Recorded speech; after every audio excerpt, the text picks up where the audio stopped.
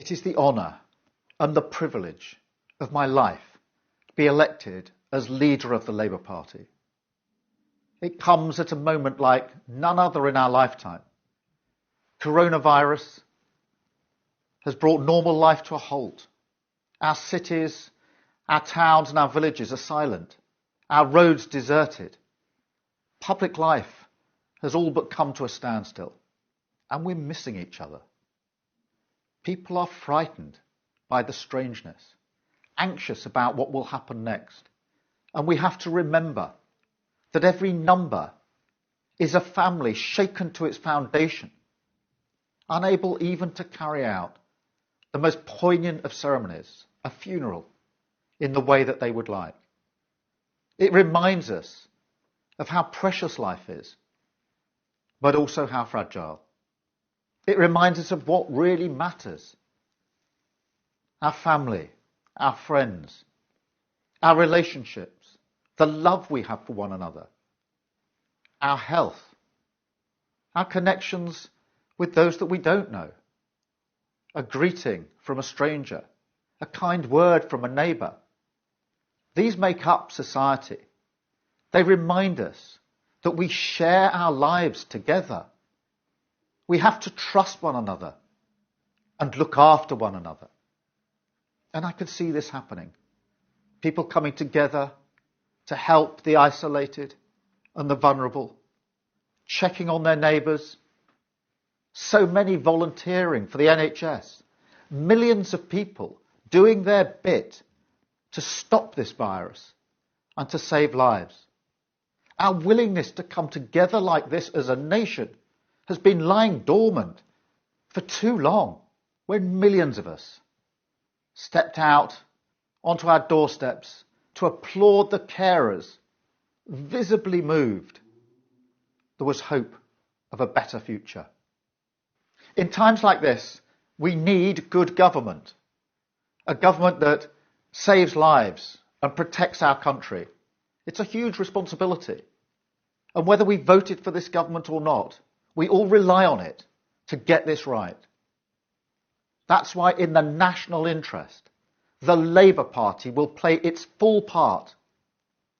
Under my leadership, we will engage constructively with the government, not opposition for opposition's sake, not scoring party political points or making impossible demands, but with the courage to support where that's the right thing to do. But we will test the arguments that are put forward. We will shine a torch on critical issues. And where we see mistakes or faltering government or things not happening as quickly as they should, we'll challenge that and call that out. Our purpose when we do that is the same as the government's: to save lives and to protect our country. A shared purpose. But that is not the only task for the Labour Party. The weeks ahead are going to be really difficult. I fear there are going to be some awful moments for many of us. But we will get through this. The curve will flatten. The wards will empty. The immediate threat will subside. And we have scientists working on vaccines. But when we do get through this, we cannot go back to business as usual. This virus has exposed the fragility in our society. It's lifted a curtain. Too many will have given too much. Some of us will have lost too much. We know in our hearts things are going to have to change. We can see so clearly now who the key workers really are. When we get through this, it'll be because of our NHS staff, our care workers, our ambulance drivers, our emergency services, our cleaners, our porters. It will be because of the hard work and bravery of every key worker as they took on this virus and kept our country going. For too long, they've been taken for granted and poorly paid. They were last, and now they should be first. In their courage and their sacrifice and their bravery, we can see a better future. This crisis has brought out the resilience and human spirit in all of us. We must go forward with a vision of a better society, built on that resilience and built on that human spirit. That will require bravery and change in our party as well. I want to thank Rebecca and Lisa for running such passionate and powerful campaigns and for their friendship and support along the way. I want to thank our Labour Party staff who worked really hard, and my own amazing campaign team full of positivity, that unifying spirit. I want to pay tribute to Jeremy Corbyn, who led our party through some really difficult times, who energised our movement, and who's a friend as well as a colleague. And to all of our members, supporters and affiliates, I say this: whether you voted for me or not, I will represent you, I will listen to you, and I will bring our party together. But we have to face the future with honesty.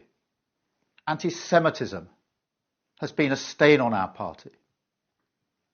I have seen the grief that it's brought to so many Jewish communities. On behalf of the Labour Party, I am sorry. And I will tear out this poison by its roots and judge success by the return of our Jewish members and those who felt that they could no longer support us. The Labour Party is an incredible and powerful force for good. Together with those that went before us, we've changed the lives of millions of people for the better. We created the NHS. We created the welfare state. We passed equalities legislation, the Race Relations Act. We set up the Open University. We built hospitals and schools, established Sure Start, and played our part in bringing about peace in Northern Ireland. But we've just lost 4 elections in a row. We're failing in our historic purpose. Be in no doubt, I understand the scale of the task, the gravity of the position that we're in. We've got a mountain to climb, but we will climb it. And I will do my utmost to reconnect us across the country, to re-engage with our communities and voters, to establish a coalition across our towns and our cities and our regions, with all creeds and communities, to speak for the whole of the country. Where that requires change, we will change. Where that requires us to rethink, we will rethink. Our mission has to be to restore trust in our party as a force for good and a force for change. This is my pledge to the British people. I will do my utmost to guide us through these difficult times, to serve all of our communities, and to strive for the good of our country. I will lead this great party into a new era with confidence and with hope, so that when the time comes, we can serve our country again in government.